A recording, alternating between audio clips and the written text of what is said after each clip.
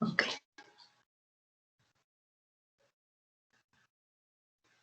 Listo. Entonces, como les comenté en la clase pasada, el día de hoy ya vamos a iniciar un nuevo tema. A ver, estoy viendo aquí los mensajes de Jorge Luis. Listo. Y Isabel Cepeda tuvo un problema con su conexión. Ok, muy bien. Bueno, entonces, como les decía, el día de hoy ya vamos a continuar con otro tema nuevo. Es otro capítulo de su libro de Robbins, que corresponde al tema de trastornos hemodinámicos. Ok. Primero vamos a ver estos dos términos que corresponden a hiperemia y congestión. Son términos que podríamos pensar que son iguales o que son similares, sin embargo, cada uno tiene una definición distinta, como lo podemos ver aquí. Si se fijan, la hiperemia hace referencia a un proceso que es activo y que se debe a la dilatación arteriolar con un aumento del flujo de entrada de sangre, y por lo tanto hay hiperemia en algún órgano donde está entrando un flujo constante de sangre a nivel arterial. Entonces, en ese caso, hablamos de hiperemia. Y hablamos de congestión cuando se trata de un proceso que es pasivo, pero secundario al flujo de salida venoso de un tejido. Entonces, si se fijan, son diferentes. Aunque ambos son acúmulos de sangre, la hiperemia, en el caso de la hiperemia, es un trastorno que es activo y que más bien se trata por la entrada de sangre que se va acumulando en algún órgano. Y a su vez, la congestión es cuando el que está alterado es el flujo de salida venoso. Entonces son dos términos diferentes, sin embargo, ambos hacen referencia al acúmulo de sangre en algún órgano. Este es un ejemplo de congestión. En la imagen superior izquierda se muestra un corte de un hígado, pero si se fijan, el hígado tiene como unas zonas que son como de color amarillo, otras que alternan con áreas de color cafecito, y esto recibe el nombre de hígado de nuez moscada porque tiene la imagen macroscópica como si se tratara de una nuez. Entonces, su superficie externa ya lo vemos así y podemos hablar de que hay una congestión hepática. Y esto lo confirmamos en el corte histológico donde se ve los hepatocitos, pero hay una dilatación entre los sinusoides, lo que hace que se vea como un edema, una zona de edema secundaria a la congestión hepática. Hemorragia es otro de los términos que viene mencionado en su libro. Y bueno, pues ustedes ya saben, conocen muy bien esta definición, que es la extravasación de sangre de los vasos.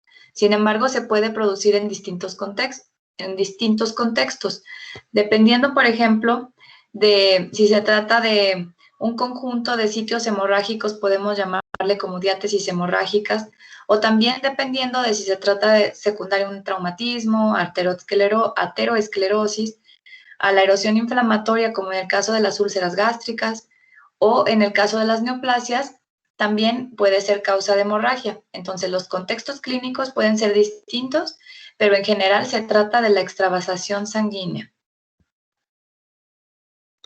Las hemorragias, cuando se acumulan en algún tejido, dependiendo de qué cavidad sea la que ocupen, entonces van a recibir distintos nombres.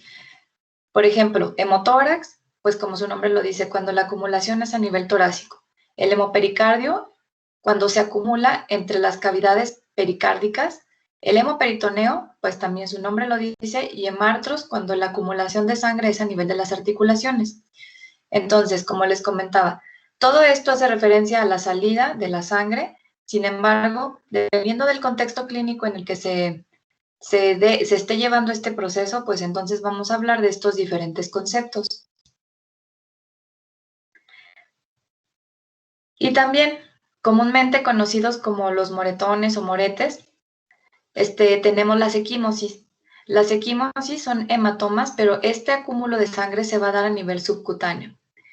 Y dependiendo del tamaño de estas lesiones, vamos a darles el nombre. Si se fijan, la equimosis hace referencia a un hematoma, pero que es de 1 a 2 centímetros, o puede ser mayor que estas dimensiones.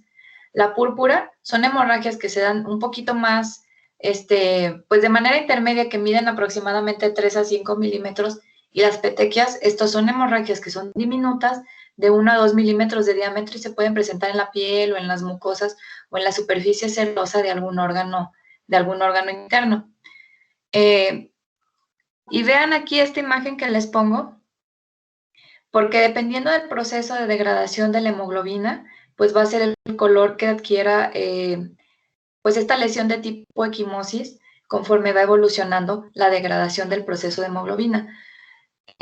Al principio, como lo que está conformado únicamente pues es por eritrocitos, por eso adquiere como ese color de tono rojo. Pero conforme se va dando el proceso de evolución hasta que termina en la biliverdina, por eso al final de la evolución de una lesión de tipo equimosis se ve como de color verde o amarillento, todo esto secundario al proceso de la degradación de la hemoglobina. Estas son imágenes de petequias en la letra A, y en la letra B vemos como aquí se trata de un coágulo que está pues muy grande y que se encuentra a nivel del sistema nervioso central, pero también está en el contexto de una hemorragia intraparenquimatosa. Ok, esas son nada más definiciones, pero el tema que vamos a hablar así como un poquito más conciso el día de hoy es acerca del proceso de hemostasia. Hemostasia y la formación de trombos. Tanto el contexto que nos hace hablar de una hemostasia normal y ya los trombos que serían como el contexto patológico en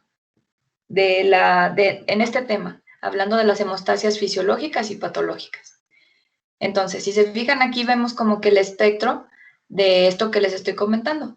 A la izquierda tenemos el proceso hemostásico normal que se lleva a cabo para tratar de limitar pues una hemorragia que pueda llevar a la muerte o que pueda ser letal. Se va a formar un tapón hemostásico que todavía esto es pues dentro de lo normal, y la trombosis que ya entraríamos aquí en el terreno patológico del proceso hemostásico. Para que se lleve a cabo todos estos procesos es necesario que se dé el contexto o que se unan estos tres términos, tanto la pared vascular como las plaquetas y la cascada de coagulación. Todos estos van a ser necesarios para que se dé una hemostasia adecuada. Bueno, vamos a comenzar a hablar de los cambios vasculares que se llevan a cabo para que se dé el proceso de la hemostasia. Y aquí siempre se me hace más fácil ponerlo así con imágenes que con texto porque se me hace que queda un poquito más claro. Vean, el primer paso para que se dé la hemostasia, pero a nivel de los vasitos sanguíneos, es la vasoconstricción. La vasoconstricción que se va a llevar a cabo secundaria a la liberación de endotelina a nivel del endotelio vascular. El endotelio tiene la capacidad de liberar esta sustancia que se conoce como endotelina, la cual va a dar lugar a una vasoconstricción refleja en el sitio de la lesión. Lo que busca aquí, al momento de darse la vasoconstricción, pues es disminuir el flujo sanguíneo y por lo tanto detener de cierta manera el proceso hemorrágico. Sin embargo, como ustedes lo pueden imaginar, la vasoconstricción no va a ser suficiente para detener la hemorragia. Entonces va a ser necesario que se dé la hemostasia primaria, que sería el siguiente paso, acá donde tenemos la letra B. En la hemostasia primaria, espérenme tantito para poner la pantalla completa, que no veo bien. Ok. Entonces, en la hemostasia primaria vamos a tener aquí que además del endotelio vascular, lo que participa el endotelio vascular, ya va a llegar las plaquetas. Las plaquetas lo que buscan es dar un tapón hemostásico. Este tapón hemostásico lo que busca pues es producir hemostasia para que no se dé la hemorragia. Entonces, fíjense, vamos a tener aquí también lo vemos por pasos. Lo primero que va a pasar, en donde dice número 1, es la adherencia plaquetaria. Van a llegar las plaquetas hacia el sitio de la lesión y van a estar como uniéndose unas con otras, por lo que se va a dar la adherencia plaquetaria. Las plaquetas después, si se fijan, van a cambiar de forma y se ven un poquito así como que más aplanaditas. Después van a liberar gránulos. Estos gránulos son tanto de ADP como de tromboxano A2. Ahorita vamos a hablar un poquito más específico de todas estas definiciones, pero vamos viéndolo así como de manera general ahorita. Se van a liberar estos granulitos Y luego, estos granulitos también van a actuar para reclutar todavía más plaquetas al sitio de lesión y que se dé una agregación plaquetaria, que esta ya va a ser más estable y va a dar lugar a un tapón hemostásico. Ok, pero esta hemostasia primaria todavía nos va a dar un tapón hemostásico primario que no es tan estable. Entonces vamos a ver lo que sigue. En la hemostasia secundaria, si se fijan, ya tenemos aquí, ya se dio la adhesión plaquetaria, ya se liberaron los gránulos y ya se dio la adherencia de las plaquetas. Ya se formó el tapón hemostásico primario. ¿Qué va a pasar después? Necesitamos que ese tapón hemostásico sea más estable, sea más firme, para que no se liberen estas plaquetas, no se suelten y se dé otra vez el proceso de la hemorragia. Entonces, aquí el endotelio va a tener la capacidad también de liberar factor tisular. El factor tisular va a ayudar para que se empiece tanto a expresar complejos de fosfolípidos, va a ayudar a la generación de trombina y además, lo más importante aquí, es que se dé la polimerización de la fibrina para que ahora sí se den estos como puentes, estas uniones entre las plaquetas y aquí ya no se puedan soltar así tan fácilmente. La unión entre las plaquetas se va a dar a través de todos estos tres componentes que les comenté y de esta manera se va a llevar a cabo un tapón hemostásico secundario. Este tapón hemostásico secundario pues ya es estable y ya por la unión de todos estos componentes que les acabo de comentar y ya no se van a poder soltar las plaquetas y se va a dar una hemostasia de manera más adecuada. Bueno, hasta aquí podríamos decir que es lo que se da de manera normal para que no se altere este proceso de hemostasia. Sin embargo, imagínense que se continúa liberando más factor tisular, continúa llegando fibrina, continúa llegando plaquetas y continúa formándose este tapón plaquetario. ¿Qué va a pasar? Pues se va a obstruir la luz vascular. Y pues también eso ya no queremos que se obstruya la luz vascular, lo que queremos nada más es que el sitio de lesión se repare. Entonces, también aquí nos vamos a la imagen tenemos la contrarregulación antitrombótica. La contrarregulación antitrombótica es precisamente eso, detener este proceso del tapón plaquetario para que no obstruya la luz vascular. ¿Cómo se va a dar esta contrarregulación? A través de la fibrinolisis. La fibrinolisis es la que va a destruir, una vez que ya se dio la adherencia plaquetaria y todos estos procesos que les comenté, va a destruir la fibrina para que se pueda eliminar el coágulo una vez que ya se dio la reparación a nivel del endotelio, la reparación a nivel de ese sitio que se encontraba lesionado y ya se puede eliminar el tapón de manera controlada y no cause una obstrucción a nivel de la vasculatura. Otro factor importante aquí es la trombomodulina, que va a bloquear la cascada de la coagulación y que impide que se continúe formando este tapón plaquetario o este tapón que pueda causar una obstrucción vascular. ¿Hasta aquí sí queda claro o tienen alguna pregunta de todo esto que les acabo de comentar? Yo no entendí lo que pasa en la contrarregulación antitrombótica. Bien. Ok. Bueno, imagínense que ya está aquí el vasito y tiene ya el tapón plaquetario, ya está una hemostasia secundaria donde tenemos la presencia de plaquetas, tenemos la presencia de fibrina, y si se fijan ahí también incluso en la imagen de la letra D, también hay eritrocitos, neutrófilos, o sea, ya se dio todo el proceso que inició la inflamación para reparar ese sitio donde se encuentra lesionado. Una vez que ya se dio este proceso para que sane o para que cicatrice esa zona donde se encuentra la lesión, que son los de lo que vimos la clase pasada, en la semana pasada, lo que se busca aquí es que el tapón plaquetario no obstruya la luz vascular. Si se obstruye la luz vascular, pues obviamente va a haber otro tipo de problemas que van a ser secundarios a isquemia por obstrucción de la luz vascular. Entonces, lo que se busca en la contrarregulación antitrombótica es impedir que se siga dando el proceso de trombosis, que se forme un trombo. Se va a dar a través de dos componentes principales. Uno que es la trombomodulina, que va a actuar bloqueando la cascada de coagulación, y otro que va a dar la fibrinolisis. La fibrinolisis, pues es la destrucción de la fibrina y por lo tanto se va a eliminar de esta manera el coágulo o el taponcito plaquetario que se estaba formando en este sitio. Entonces aquí vamos a tener dos opciones, o bueno, más bien dos procesos que se llevan a cabo de manera simultánea para eliminar este tapón plaquetario una vez que ya se dio la reparación del tejido que se encontraba lesionado. ¿Sí queda un poquito más claro? Sí, ahora sí, muchas gracias. Maestra, ¿Sí? ¿a mí me podría repetir nada más, por favor, cuál es la función principal de la vasoconstricción en la hemostasia normal? La principal función, pues. De la vasoconstricción. Sí, acuérdense que para que se lleve a cabo todo el proceso de hemostasia, van a ser como, quien dice así de manera resumidita, son 3 pasos. La vasoconstricción, la hemostasia primaria y la hemostasia secundaria. La vasoconstricción es el primer paso que se lleva durante el proceso de la hemostasia, y este va a ser secundario a la liberación de endotelina a nivel del endotelio vascular. La endotelina lo que hace es un potente vasoconstrictor. Entonces, lo primero que se va a hacer cuando se presenta un sitio de lesión y para evitar un proceso hemorrágico, va a ser vasoconstricción de los vasos sanguíneos, y de esta manera se disminuye el flujo, y por lo tanto, al disminuirse el flujo, pues se disminuye un poco, o de cierta manera, la salida de sangre hacia el exterior de los vasos sanguíneos. Gracias. Ok. Doctora, yo tengo ¿Sí? una duda.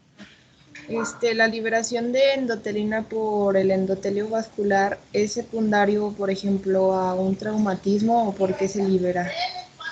Sí, ok. El endotelio vascular es pues son unas células que se encuentran, por decirlo de alguna manera, estables mientras no haya lesión.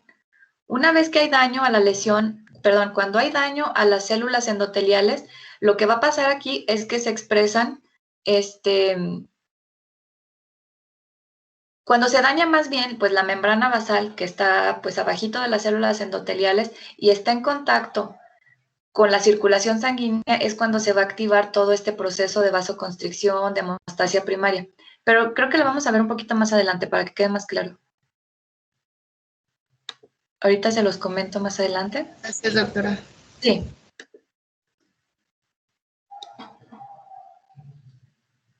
Pero sí, para que se pueda iniciar todo el proceso es necesario que haya un daño al endotelio. Si no, pues imagínense, sería un proceso constante de formación de trombos, que no hubiera pues ningún factor que lo detenga. Entonces únicamente, bueno, en las causas normales, obviamente, porque hay causas patológicas que van a dar la formación de trombos. Sin embargo, normalmente, cuando el endotelio se encuentra sano, por decirlo de alguna manera, entonces no debería de haber formación de trombos. Únicamente cuando se encuentra expuesto esta zona secundaria lesión del endotelio es cuando se va a iniciar el proceso de hemostasia. Bueno, esto es más o menos de lo que les estaba comentando. ¿Cuál es el papel que juega el endotelio en la hemorragia? Las células endoteliales van a ser de las principales reguladoras de la hemostasia. El endotelio, fíjense, va a tener dos capacidades. Tiene capacidades tanto antitrombóticas como protrombóticas. Y dependiendo de qué sea la circunstancia en la que se encuentre el endotelio, pues va a determinar si se produce, se forma o se propaga o si se disuelve el trombo. Ahorita vamos a hablar de esto también. ¿Cuáles son entonces las propiedades antitrombóticas del endotelio normal? Va a actuar con efectos inhibidores sobre las plaquetas. ¿Para qué? Para que no se dé todo el proceso de adherencia, de agregación plaquetaria, todo esto que les acabo de comentar. Va a tener efectos inhibidores sobre los factores de coagulación, específicamente sobre la cascada de la coagulación, y además la fibrinolisis, que es lo que les comenté también al último en la contrarregulación antitrombótica.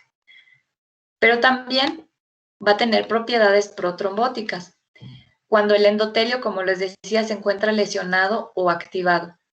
Primero, pues se va a dar la activación plaquetaria, activación de factores de coagulación y también efectos antifibrinolíticos.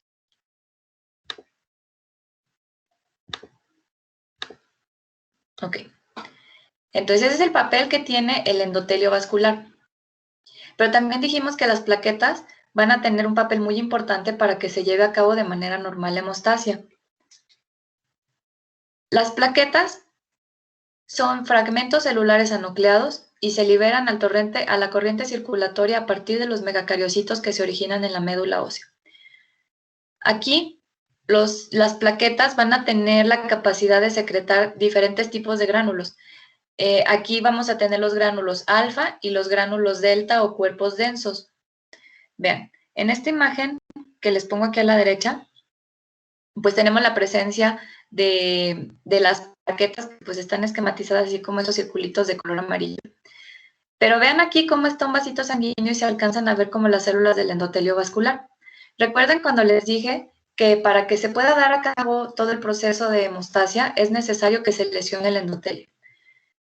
Una vez que ya tenemos esa lesión del endotelio, si se fijan aquí, se van a observar estas, pues como flechitas de color rojo que corresponden o hacen, en el esquemita hacen referencia al factor de von Willebrand. Este factor de von Willebrand nada más se va a encontrar así, pues expuesto una vez que se dio la lesión al endotelio. Si no hay lesión al endotelio, pues estas en teoría no deberían de encontrarse pues expuestas para que se unan las plaquetas a ellas. Para que se dé todo el proceso que les mencionaba de adherencia plaquetaria, es necesario que las plaquetas se unan con el factor de von Willebrand y se fijan, estas plaquetas tienen sobre su superficie receptores para que se dé la unión adecuada con este factor. Entonces, cuando hay alteraciones a nivel de los receptores que tienen, ya sea a nivel plaquetario o receptores a nivel del factor de von Willebrand, entonces se pueden dar estas alteraciones que les comentaba hace un momento, como la deficiencia en la trombastenia de Glanzmann, en el síndrome de Bernard-Soulier y en la deficiencia en la enfermedad de von Willebrand, pues estas van a ser factores que predisponen a lesiones de tipo hemorrágicas. Cuando tenemos alguna alteración en estos factores, se puede dar enfermedades como estas que nos van a dar o predisponer a la formación, a la hemorragia. Entonces, lo que les comentaba hace un momento de que tiene que haber una lesión del endotelio vascular es precisamente por esto. Tiene que estar expuesta la porción subendotelial para que se expresen los factores de von Willebrand y se pueda dar la unión de estos factores con las plaquetas para que se inicie la adherencia plaquetaria. Si está revestido el subendotelio por las células endoteliales, no tiene por qué darse la activación plaquetaria e iniciarse el proceso de hemostasia. Es por eso lo que me preguntabas hace un momento, Carolina. ¿Sí queda un poquito claro esto? Sí, doctora, muchas gracias. Okay. Bueno, nada más le iba a preguntar, no sé si el factor 12, el factor 12 es el factor tisular, ¿verdad? ¿O es el de von Willebrand? Es lo que no estoy segura. Ok. Ahorita vamos a hablar de la cascada de coagulación. Ahorita lo contestamos eso.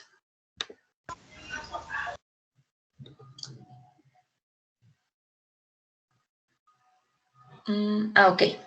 En esta diapositiva, pues ya nada más es, si se fijan, es lo mismo que les comenté en las imágenes, pero para que quede claro que aquí tenemos estamos hablando específicamente del papel que juegan las plaquetas en el proceso de hemostasia. Las plaquetas van a tener tres funciones importantes. Una que es la adhesión plaquetaria, la activación plaquetaria y la agregación plaquetaria. A pesar de que sus nombres pues, son muy similares, todas estas definiciones son distintas. ¿Quién me puede ayudar de lo que leyeron para que me digan a qué se refiere la adhesión plaquetaria primero? ¿Qué es la adhesión plaquetaria?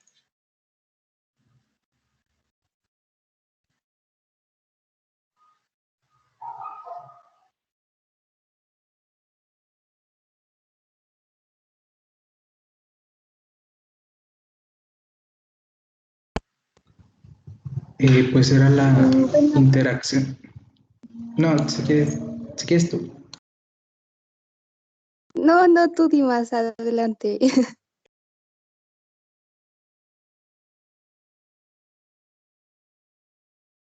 A ver quién sea. Al cabo, ahorita les voy a preguntar de los otros términos. Si quieren primero... si quieres ahorita primero. ¿Ok?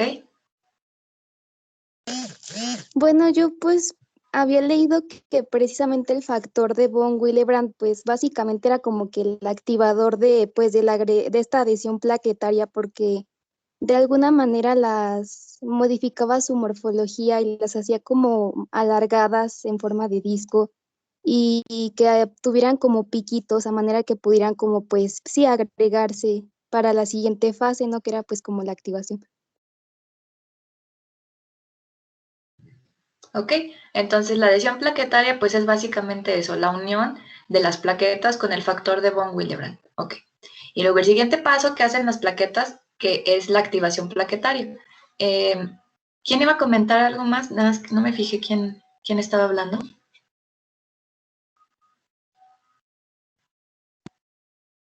¿Qué es la activación plaquetaria? ¿Qué es este término?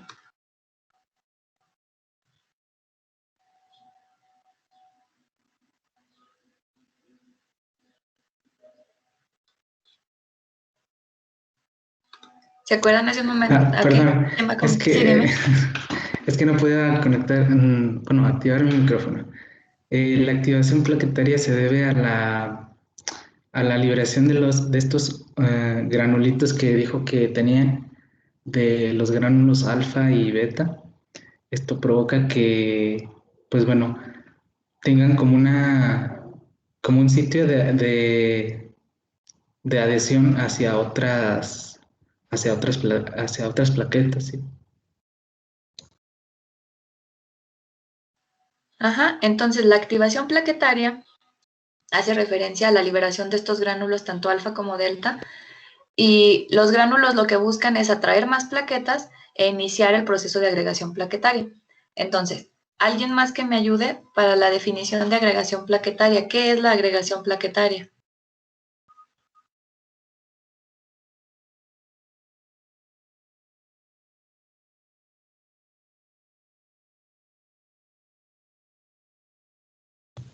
Pues ya es cuando se está formando el tapón hemostásico, ¿no?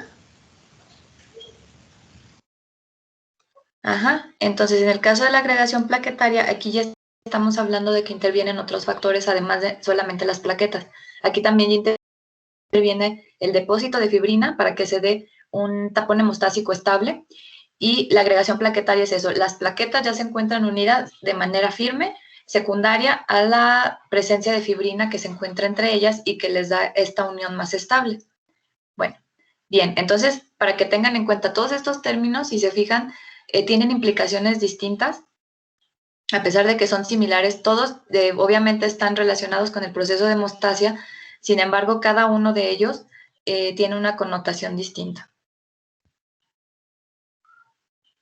Bueno, entonces, ya dijimos pues la importancia del endotelio, ya dijimos la importancia de las plaquetas, pero ¿cómo se da esta interacción tanto entre las plaquetas como el endotelio? Si se fijan aquí les pongo, la prostaglandina 12 está sintetizada por el endotelio normal, actúa como un vasodilatador e inhibe la agregación plaquetaria. Entonces, si aquí se está inhibiendo la agregación plaquetaria y está actuando como vasodilatador, aquí sería para detener el proceso hemorrágico o para que ya se disuelva el trombo. ¿Para qué piensan que funcionara más bien esto? Para la vaya, que se deforme el trombo, vaya. Ajá, entonces más bien es para el proceso de contrarregulación, ¿verdad?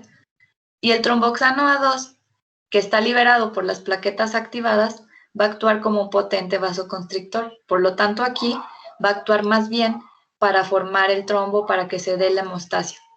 Entonces, esto es lo que les comentaba hace un momento. El endotelio y las plaquetas van a tener la capacidad tanto de actuar como para que se dé el proceso de hemostasia, como para que se dé el proceso de fibrinolisis o para eliminar este trombo que se está formando.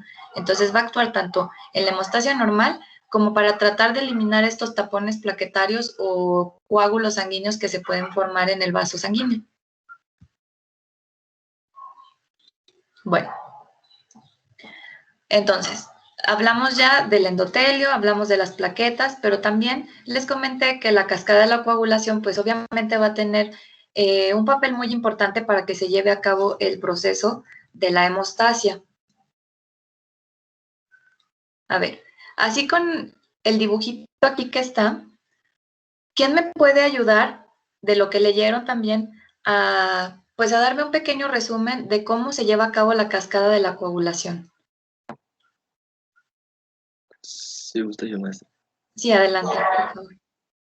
Pues básicamente está dado la mayoría por simógenos, o sea que tienen que romperse entre ellos mismos para poderse activar, y por la unión de calcio, ¿no?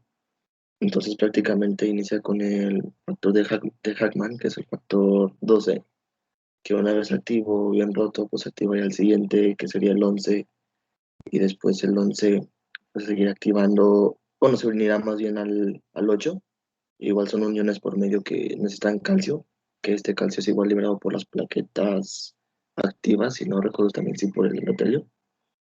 Y una vez que se llegue a activar al factor 10, pues ya este activaría lo que es la trombina, para que ésta pueda activar al fibrinógeno y este libre fibrina, para que se pueda llevar a cabo pues así el coágulo de fibrina, que es lo que se pretende llegar. Aunque pues está la vía extrínseca y la vía intrínseca, que cada uno utiliza factores diferentes.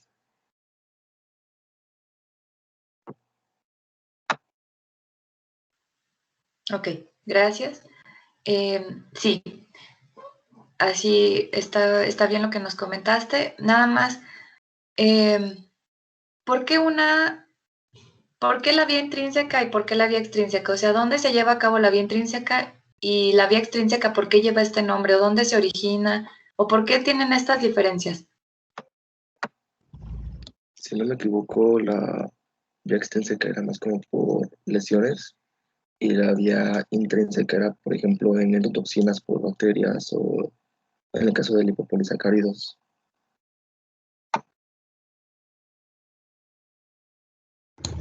La bien intrínseca era para autorregular procesos que que pudieran llevar a cabo una coagulación del propio cuerpo, ¿no? Bueno, dentro del propio cuerpo. Y la extrínseca, pues, como su nombre lo dice, es debido a estímulos externos.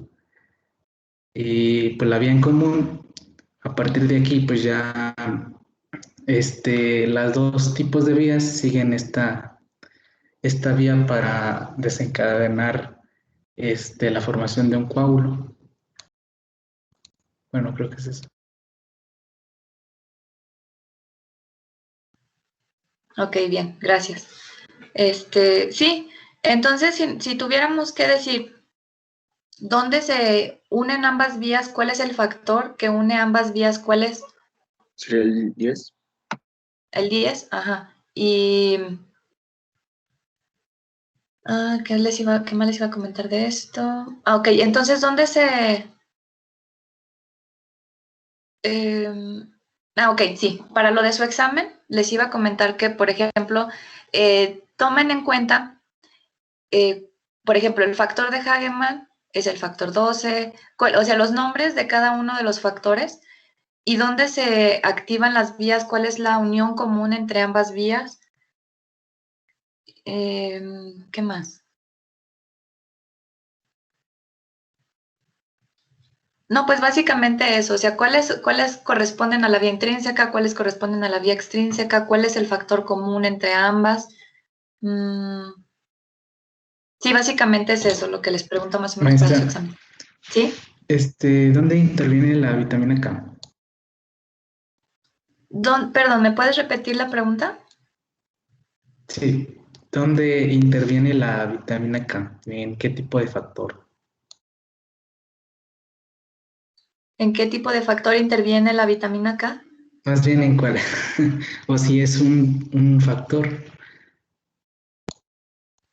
Ya te entendí. Que si la vitamina K es un factor aquí en alguna de las vías. Sí. Bueno, no, la vitamina K no es un factor en ninguna de las vías de la cascada de la coagulación. Más bien interviene en el proceso de hemostasia, pero así como un factor que sea dentro de las vías, no es.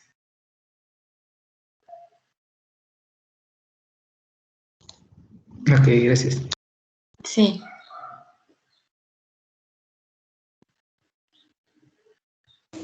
Doctora, entonces, la vía intrínseca sí es por lo que comentó mi compañero, o sea, bueno, se inicia por lesión del endotelio vascular por las endotoxinas de bacterias, ese tipo de cosas. Bueno, Si se fijan o si alcanzaron a leer en su libro, menciona que una de las vías, la intrínseca, pues se desarrolla de manera normal en el ser humano. Es como, eso es lo que pasa cuando se da una respuesta de tipo hemostásica. Pero viene una, o así en su libro también viene comentado, que hay una que se ha estudiado, pero que se da de manera como in vitro, o sea, en laboratorio, que se ha estudiado así, pero en laboratorio. No es tanto que se lleve a cabo en un proceso normal, sino si se fijan, ambas van a confluir en el factor 10. Pero revisen en su libro para que también con fines de examen, para que vean que hay una que se está desarrollada pues de manera normal en el proceso de hemostasia y hay otra que se lleva a cabo, que se ha estudiado este factor específicamente, que se ha estudiado en procesos in vitro, para que revisen también eso. Y eso viene en el libro de Robbins. Gracias, doctora. Ok.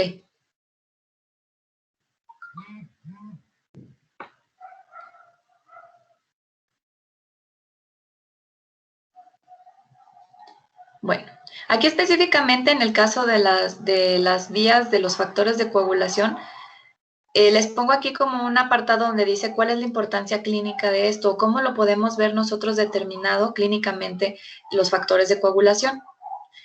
Si se fijan, cuando estudiamos los laboratorios, específicamente cuando hablamos de tiempo de protrombina o tiempo de tromboplastina parcial, ¿a qué se referirán cada uno de estos valores? Sabemos muy bien que si se alargan los tiempos de protrombina o los tiempos de tromboplastina, quiere decir que hay alguna alteración en el proceso hemostásico. Pero aquí, si se fijan específicamente, el tiempo de protrombina valora la actividad de las proteínas de la vía extrínseca.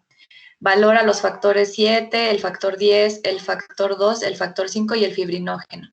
Entonces, cuando nosotros le valoramos un estudio de laboratorio y tenemos alteraciones o alargados estos tiempos de protrombina, podemos sospechar que se trata de una actividad alterada a nivel de la vía extrínseca.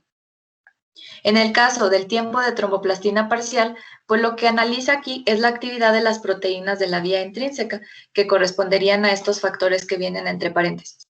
Entonces, cuando ustedes vean un estudio de laboratorio, recuerden estos términos, que cuando hablamos del tiempo de protrombina, estamos refiriéndonos a que hay una alteración a nivel de la vía extrínseca, mientras que el tiempo de tromboplastina, si hay alguna alteración o alargamiento en estos tiempos, más bien puede estar alterada la actividad de alguna de las proteínas de la vía intrínseca.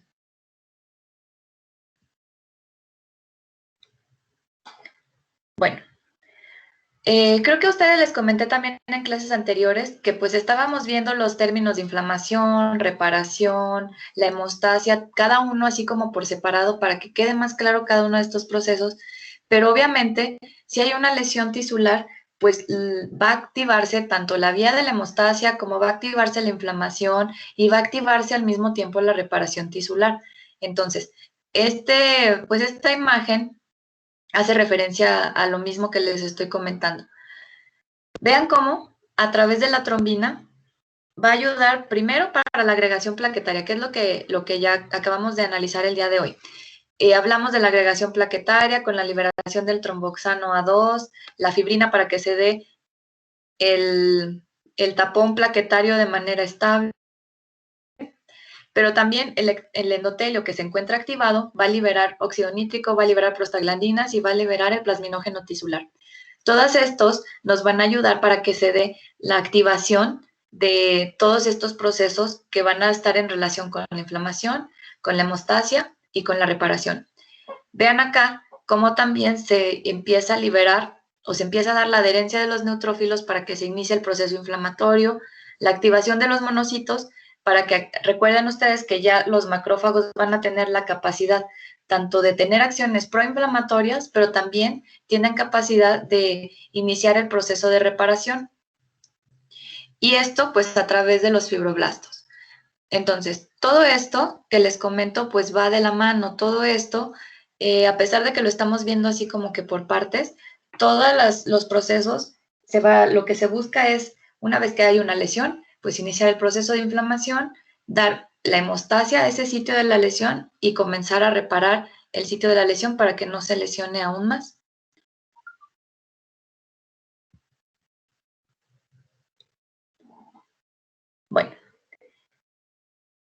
Acuérdense también al principio que les puse las imágenes, pues hablamos de todo el proceso de hemostasia normal. Pero en la imagencita que estaba al final, donde estaba la contrarregulación, aquí se activaba o se daba el proceso de fibrinolisis. Esto es lo que vamos a comentar en esta imagen. La coagulación activa también una cascada de fibrinólisis que modera el tamaño final del coágulo. Esto se va a realizar principalmente a través de la plasmina, que degrada la fibrina e interfiere en su polimerización. Aquí en esta imagen, pues tenemos el endotelio vascular otra vez. El endotelio vascular va a liberar, además de la trombina, activadores del plasminógeno. Este es el que les enseñé en la imagen anterior también, el plasminógeno tisular, que lo que va a hacer es eliminar precisamente estos, pues la fibrina, o tratar de eliminar la fibrina que se encuentra uniendo de manera muy firme al coágulo, y por lo tanto, una vez que se encuentra la disolución de pues de la fibrina que está uniendo de manera firme al coágulo, entonces sí se va a poder dar la eliminación de la fibrina para que se degrade y para que se comience a eliminar este coágulo que se presentaba en el sitio de la lesión. ¿Qué más aquí? Y pues los productos finales de la eliminación del coágulo, pues van a verse de manera como productos de la degradación de la fibrina, como plasmina libre, y si se fijan ahí viene como un alfa-2 antiplasmina que se une a la plasmina y se forma este complejo, que de esta manera es más fácil eliminarlo que si se encontrara de manera libre, como un producto ya de la degradación. Entonces, este es el proceso que se da para que se dé la contrarregulación y para que se elimine el coágulo y que se pueda restablecer o restaurar el flujo sanguíneo de manera adecuada y no se continúe formando un tampón plaquetario que eventualmente pudiera obstruir la circulación. Entonces, que viene en esta imagen es el proceso de contrarregulación o el proceso de eliminación del coágulo sanguíneo.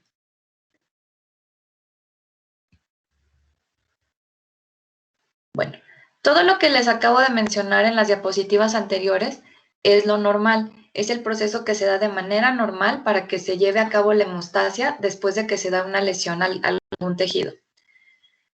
A partir de aquí vamos a hablar de los procesos ya anormales que intervienen en la cicatrización, en la hemostasia, pero ya de manera patológica. Aquí, una vez que se dio la lesión endotelial, se va a producir un flujo anómalo de la sangre. Este flujo anómalo de la sangre va a presentarse de manera así como de torbellinos. Lo refieren así como si se tratara de torbellinos que están alterando el flujo sanguíneo en ese sitio de la lesión. Entonces aquí tenemos una lesión endotelial, tenemos flujo anómalo de la sangre y además un estado de hipercoagulabilidad. Estos tres componentes van a ser los más importantes para que se dé o se presente un estado de trombosis. Ok. En el primer punto que les comentaba, alteraciones en el flujo de la sangre. Estas alteraciones en el flujo de la sangre van a verse como turbulencia o como torbellinos en ese sitio de la lesión. Estas turbulencias van a hacer que se dé una estasis sanguínea, lo que permite que las plaquetas y los leucocitos entren en contacto con el endotelio cuando el flujo es lento. Entonces, vean aquí cómo ya tenemos dos componentes, tanto de la inflamación como de la hemostasia. Las plaquetas entran en contacto con el endotelio y lo activan. Y de igual manera los leucocitos, acuérdense todo lo que mencionamos en las clases anteriores, que al estar en contacto con el endotelio van a comenzar el rodamiento para llegar hacia el sitio de la lesión. Entonces, las alteraciones del flujo de la sangre en el sitio de la lesión van a ser un elemento importante para que los componentes formes de la sangre comiencen a desplazarse a lo largo del endotelio vascular y lo activen. Bueno, el otro punto que les comenté en la imagen anterior eran los estados de hipercoagulabilidad. Estos estados de hipercoagulabilidad van a ser importantes porque cuando se presentan, pues obviamente, como su nombre lo dice, van a predisponer a la formación de coágulos sanguíneos por un proceso de trombosis o por un proceso de formación de coágulos de manera más fácil que lo harían cuando no se encuentra cuando se encuentra el endotelio de manera pues sana o que no se encuentra lesionado. Entonces, dentro de estos estados de hipercoagulabilidad vamos a tener de dos tipos, los que son primarios o genéticos y los que son secundarios o adquiridos. Dentro de los que son primarios o genéticos, pues no son tan comunes. Si se fijan, mencionan que aproximadamente el 1% de la población los presenta y vean cómo son mutaciones a nivel de los factores de la coagulación. Aquí tenemos ejemplos del factor 5, mutación en la protrombina, perdón. O también otras alteraciones como a nivel de la proteína C, proteína S, antitrombina 2, todos estos que son pues de manera raras, pero que son factores que nos pueden causar un estado de hipercoagulabilidad y que son genéticos. Otras alteraciones que ya son más comunes y que ya los podemos ver más comúnmente en la práctica diaria son las que son secundarias. Y aquí también los dividen en dos grupos, aquellos que son de alto riesgo de trombosis y los que son de menor riesgo de trombosis. En el caso de los de alto riesgo, estos también, si ustedes piensan, los vemos de manera frecuente tanto pues en la práctica clínica o incluso dentro de casos así familiares, donde aquellas personas que presentan un reposo prolongado en cama o inmovilización prolongadas, como en el caso de las fracturas que requieren una inmovilización prolongada, secundarios a infarto de miocardio, también la fibrilación auricular es un estado que promueve un estado de hipercoagulabilidad, lesiones tisulares, el cáncer, prótesis valvulares, la coagulación intravascular diseminada o los síndromes de anticuerpos antifosfolípidos son algunos de los estados de hipercoagulabilidad que se pueden presentar de manera muy común en la población. Y otros que ya producen menor riesgo de trombosis, como vienen aquí listados en esta tablita. Pero aquí pues lo que quiero que quede claro es precisamente eso, que los estados de hipercoagulabilidad los vamos a dividir en primarios y secundarios, y de los secundarios pues los que generan un alto riesgo de trombosis son los que vienen aquí en esta tablita, son los más frecuentes. ¿Dudas? ¿Preguntas hasta aquí?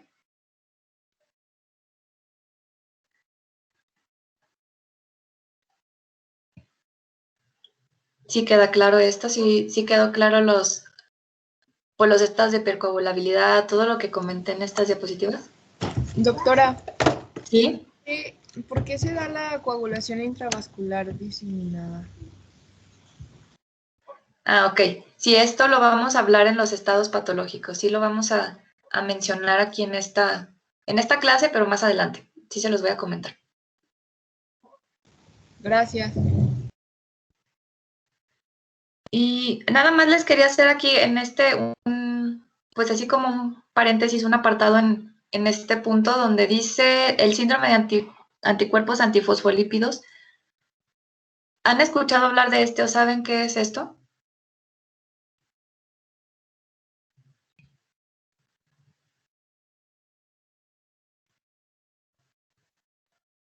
Bueno, me detengo en este punto porque el síndrome por anticuerpos antifosfolípidos, así de manera muy generalizada, pues como su nombre lo dice, es mediado por anticuerpos.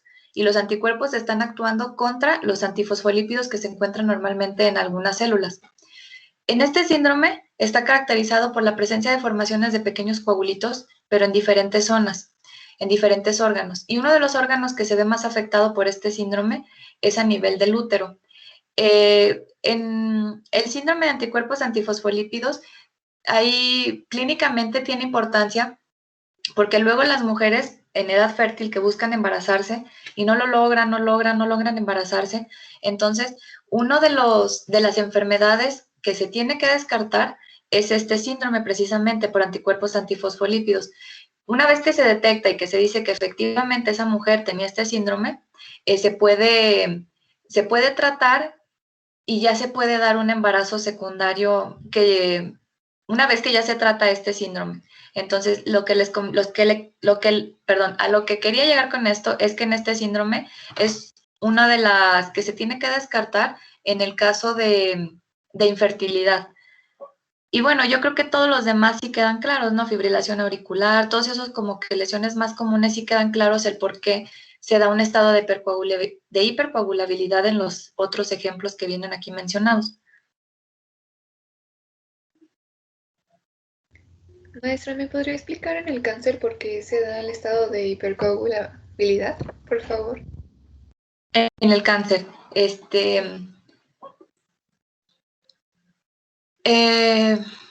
bueno, cuando veamos la clase de neoplasias, ahí se los voy a comentar porque esto sí es como más amplio, pero aquí en ese punto específicamente en el de cáncer sí se los voy a comentar, pero ya en esa clase porque sí es como un tema más amplio, ya nos queda muy poquito tiempo, pero sí lo vamos a ver, ¿no? Y si se me olvida, cuando ya estamos viendo el tema de neoplasias, me lo recuerdas, por favor, para comentarlo.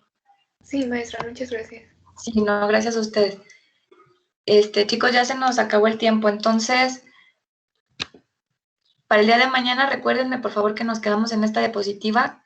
Vamos a ver las características de los trombos para que lo revisen mañana.